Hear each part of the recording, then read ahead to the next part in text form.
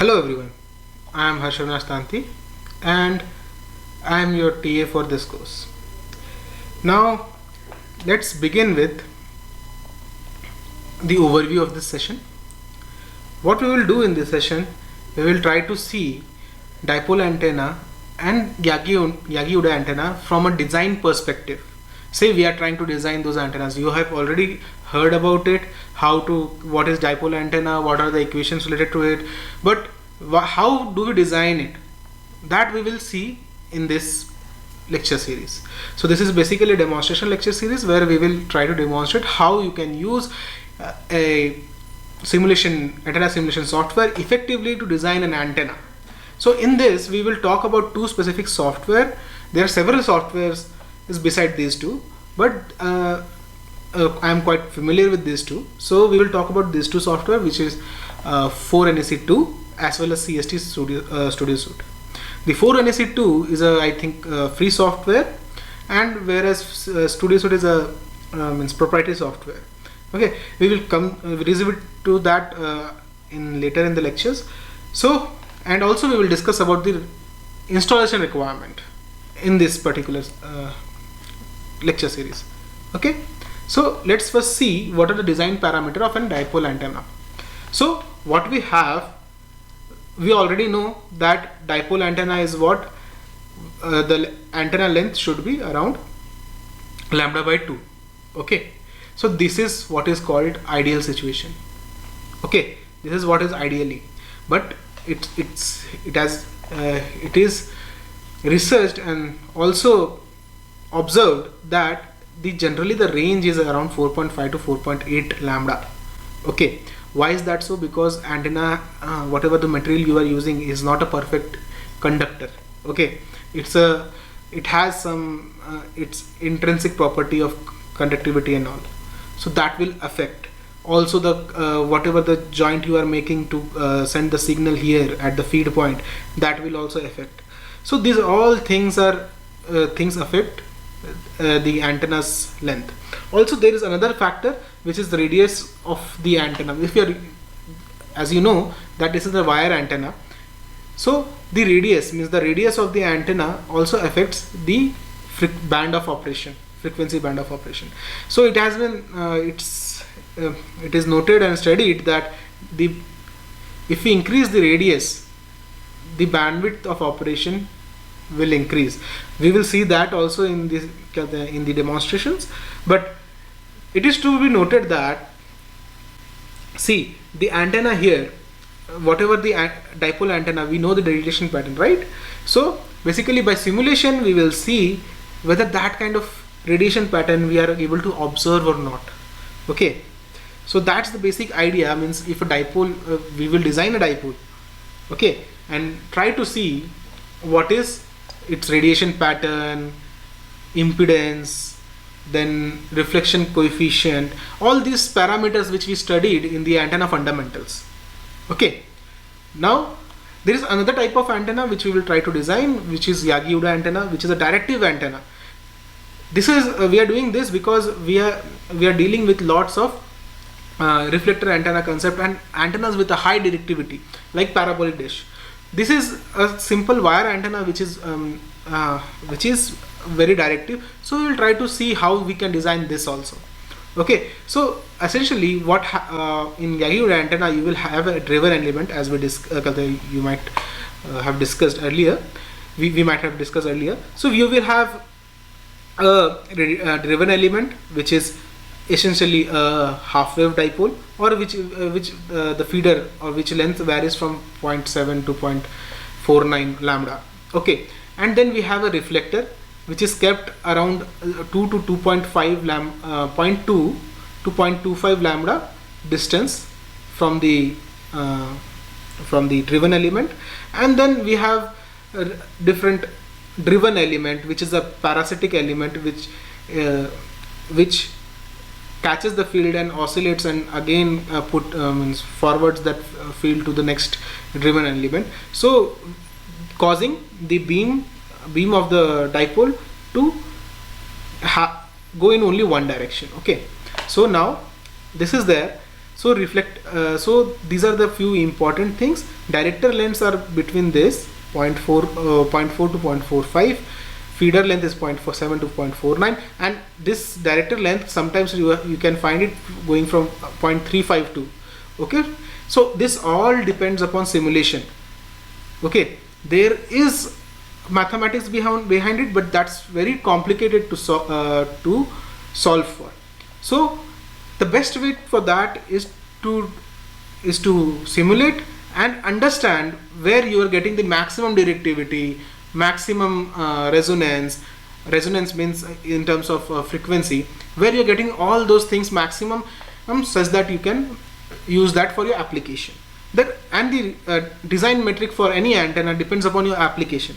Say you require an antenna for Wi-Fi frequency, then you won't design it for 700 megahertz, right? You will design it either for 2.4 gigahertz or 5 gigahertz, right?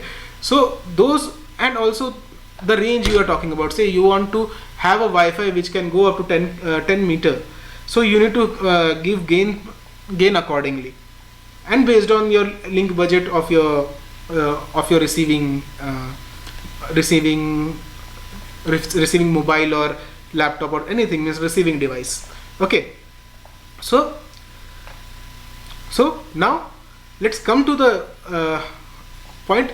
When we are doing antenna design and simulation, what we are trying to do, we are trying to skip this step of trying to solve it analytically, okay, using equations, which will become very cumbersome if you add different kind of losses and parasitic values of the conductor or any material, parasitic values of the material.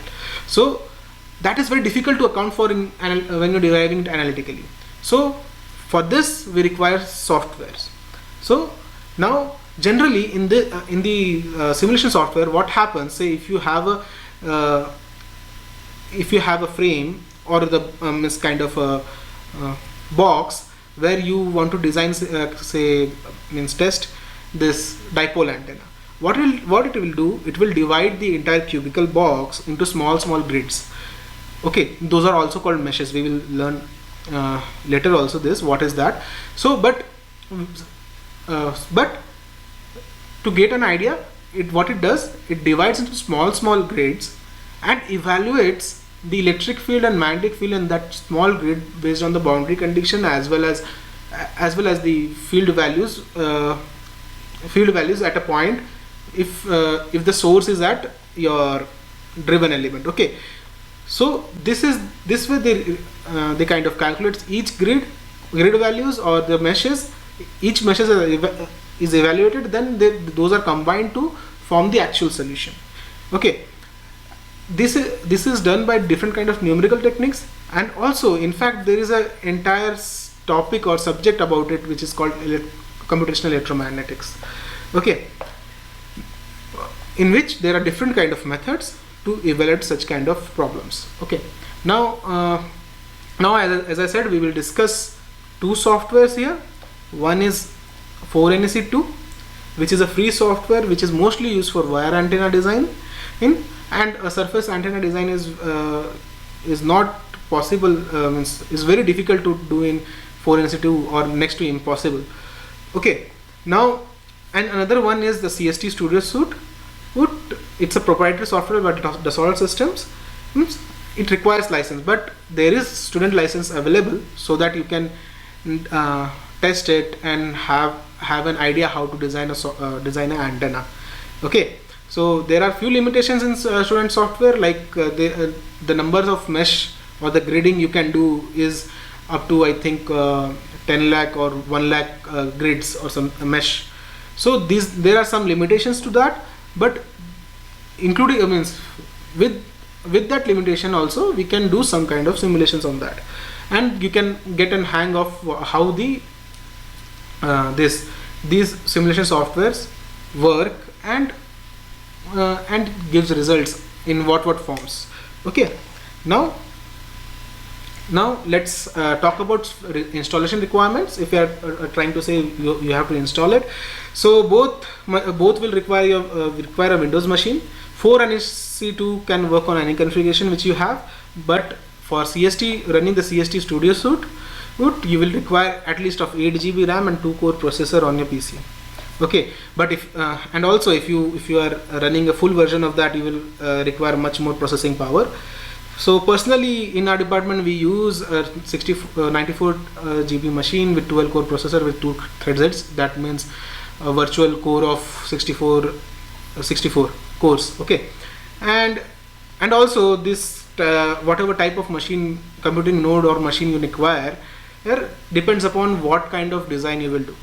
Okay, if it's about low frequency and simple designs, then not that much processing power is required. Okay, so let's begin with how to install 4NSC2 on your desktop or laptop. So when you search for 4NSC2 on your computer, what you will get the first site, qsl.net. It is the authentic site where you can download 4NSC2. So you go on that. Okay, then what you can go down and then you can just download the latest version. Okay, so when you do that, just click on that. You just have to go to the downloaded folder, okay, where you have downloaded it. So downloads, you have to go to downloads, and there you will find a zip file. Okay, setup file, and then you can go to install it and just do next and install. So this is how you install 4NSC2, very simple. Okay, now and then next, and there you will get a finish option. You don't have to launch it. Okay, finish it, and when you go to the desktop, you will find this kind of antenna logo here. Okay, 4NSC2. So this is actually software. So just to look at it, if you see, it looks like this. Okay, now and you can design it. We will go through the design also, but first let's install the software and make our machine ready for the simulations we will be doing.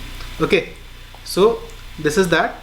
And for another thing, the another one software, that is CST. That is what you have to do. CST Studio Suite. You can search for that. And then you have this Dassault link here. Okay, so what you can go there,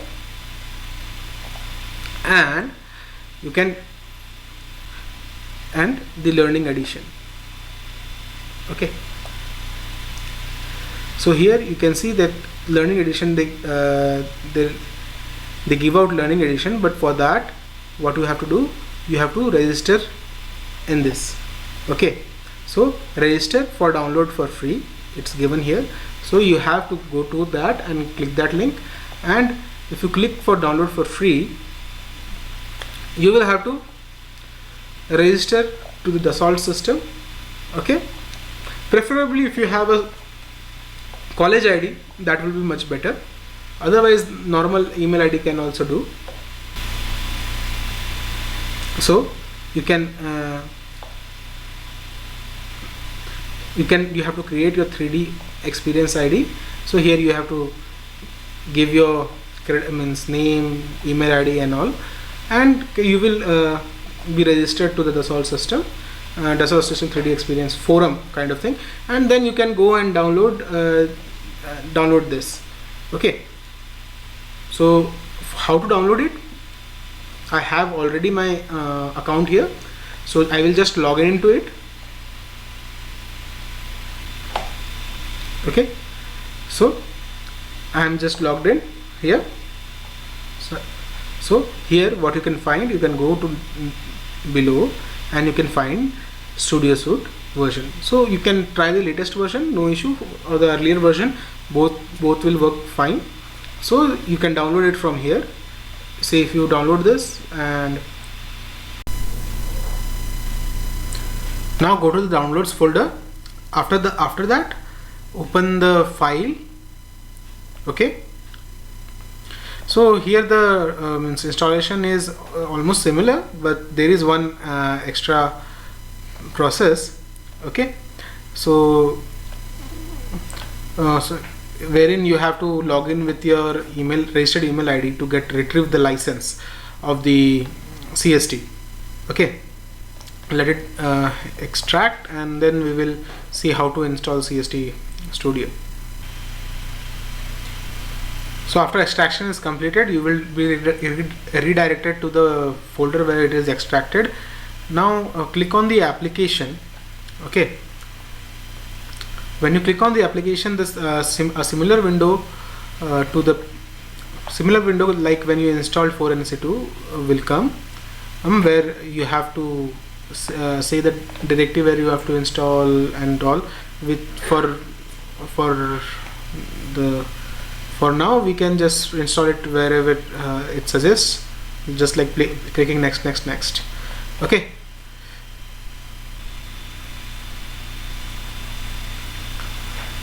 so this kind of window will come. You have to just press on next.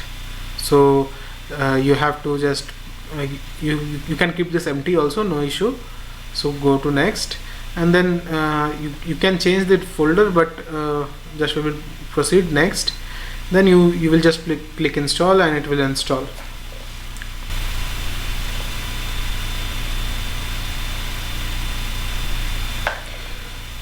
So after finishing, you will get this finishing installation, you will get this window.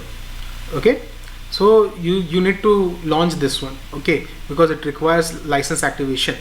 Okay, so when you launch it,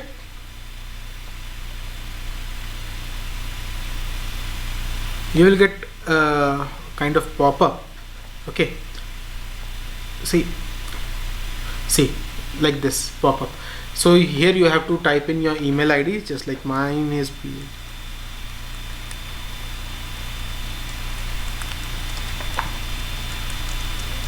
okay, here it is, and then I will just press on OK, and it will retrieve student version license here. Okay, educational license here. Now you can design and go now the environment is set. So in the next lecture we will go through how to design dipole and also Yagi-Uda antenna using 4NAC2. Okay, and after that we will in the following demonstration again we will go through CST software, how to design in that also. Okay, so thank you for paying attention.